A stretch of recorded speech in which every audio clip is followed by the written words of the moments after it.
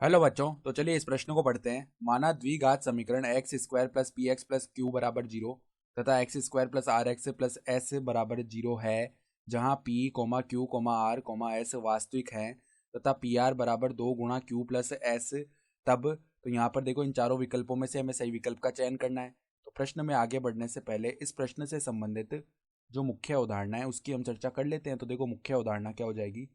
यदि देखो इस प्रकार का द्विघात समीकरण हो a x square plus b x plus c बराबर जीरो, ठीक है, जहाँ पर ए बराबर नहीं है शून्य के, तभी तो ये एक द्विघात समीकरण होगा। ठीक है, इसके मूल क्या हो, वास्तविक हो, के मूल वास्तविक हो, तो यहाँ से इसका जो विविधकर आता है, यानी कि जिसे हम डी बोलते हैं, ठीक है, उसका मान क्या आता है, सदैव शून्य से बड़ा या बराबर आता है। डी का जो मान है वो किसके बराबर होता है, बी स्क्वायर माइनस चार ए सी, ये सदैव शून्य से बड़ा या बराबर होता है। ठीक है, अगर मूल वास्तविक आ रहे हैं तो अब देखो सवाल में हमें ये दो द्विघात समीकरण दिए हुए हैं। तो पहला द्विघात समीकरण है x square plus p x plus q बराबर जीरो। तो अगर हम इसके विविधकार को डी वन बोलें तो डी वन का मान क्या आएगा, पी स्क्वायर माइनस में चार क्यू। ठीक है, और देखो दूसरा समीकरण है एक्स स्क्वायर प्लस में आर एक्स प्लस में एस बराबर जीरो। तो अगर हम इसके विविधकार को बोल दें डी टू, तो उसका मान क्या आएगा, आर स्क्वायर माइनस में चार एस। ठीक है, तो अब हम क्या करते हैं, देखो यहाँ पर हमें सवाल में क्या दिया हुआ है, पी आर का मान जो है किसके बराबर है, दो गुणा में क्यू प्लस एस के बराबर है।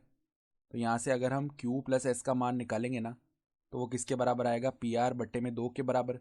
तो अब देखो, हम अगर इन दोनों विविधकरों का क्या कर लें, योग कर लें, तो वो देखो किसके बराबर आ रहा होगा, पी स्क्वायर माइनस में चार क्यू प्लस में देखो क्या हो जाएगा हमारा, आर स्क्वायर माइनस चार एस, आर स्क्वायर माइनस में चार एस। सही है, ये मान आ जाएगा। तो अब देखो यहाँ से हम क्या कर सकते हैं, यहाँ पर पी स्क्वायर प्लस में आर स्क्वायर को अलग कर लिया, माइनस में देखो चार अंदर क्या बच जाएगा, क्यू प्लस में एस बच जाएगा। तो अब देखो क्यू प्लस एस का मान हम उठाकर क्या रख सकते हैं, पी आर बट्टे में दो। तो देखो पी स्क्वायर प्लस में आर स्क्वायर माइनस में चार गुणा में पी आर बट्टे में दो आ जाएगा। तो अब देखो दो जो है चार को दो बार विभाजित करेगा, यानी ये क्या बन गया, p square plus r square minus में दो पी आर। तो हम जानते हैं a square plus b square minus दो ए भी क्या होता है, ए माइनस बी का स्क्वायर। तो उसी प्रकार ये क्या हो गया, पी माइनस आर का स्क्वायर। तो अब देखो ये क्या है, वर्ग है, तो वर्ग तो सदैव धनात्मक होता है। इसका मतलब क्या है कि डी वन, देखो इसका जो मान है ना सदैव जीरो या जीरो से बड़ा ही आएगा, यानी d one plus d two, इसका जो मान है वो जीरो या जीरो से बड़ा आ रहा है। इसका मतलब क्या है कि डी वन और डी टू दोनों ऋणात्मक नहीं हो सकते, इनमें से कम एक तो धनात्मक होगा ही। ठीक है, तो हम क्या बोल सकते हैं, अतः अतः अतः दोनों समीकरणों में से देखो, अगर ये d one plus d two का मान धनात्मक जीरो या जीरो से बड़ा आ रहा है, इसका मतलब क्या है कि दोनों ऋणात्मक नहीं हो सकते, क्योंकि जीरो से छोटा मान तभी आता है जब दोनों ही ऋणात्मक हो। ठीक है, मतलब दोनों ऋणात्मक नहीं हो। यहाँ से देखो, इसका मान केवल धनात्मक बनाने के लिए हमें क्या चाहिए, हमें ये चाहिए कि या तो डी वन धनात्मक हो जाए या डी टू धनात्मक हो जाए। ठीक है, यानी किसी एक द्विघात समीकरण का जो विविधकर आएगा वो धनात्मक आएगा। तो हम क्या बोल सकते हैं, दोनों समीकरणों में से कम से कम एक के मूल वास्तविक होंगे, एक के मूल वास्तविक होंगे, इससे हम ये बोल सकते हैं।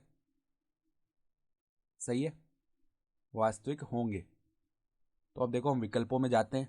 पहले विकल्प में बोल रहा है दोनों समीकरणों के मूल सदैव वास्तविक है, तो दोनों समीकरणों में कम से कम एक समीकरण के मूल वास्तविक होंगे, दोनों के हम नहीं बोल सकते। ठीक है, विकल्प बी में वो क्या कह रहा है कि कम से कम एक समीकरणों के मूल सदैव वास्तविक है, तो ये तो सही हो गया है विकल्प। ठीक है, फिर विकल्प सी में वो कह रहा है दोनों समीकरणों के मूल सदैव वास्तविक है, तो अवास्तविक तो आएंगे ही नहीं। ठीक है, फिर विकल्प डी में वो कह रहा है कि कम मतलब अवास्तविक, तो ये जो विकल्प सी है वो हम नहीं बता सकते, यानी कि इसका हम गलत माना जाएगा ये विकल्प। ठीक है, फिर विकल्प डी में वो कह रहा है कम से कम एक समीकरण के मूल वास्तविक व समान है। तो अगर समान होते हैं ना मूल, तो केवल बराबर का चिन्ह आता है, तो यहाँ पर तो हमारे पास बड़ा वाला चिन्ह भी आ रहा है, यानी कि ये विकल्प डी भी गलत हो चुका है, अर्थात विकल्प बी जो है वो हमारा सही उत्तर होगा।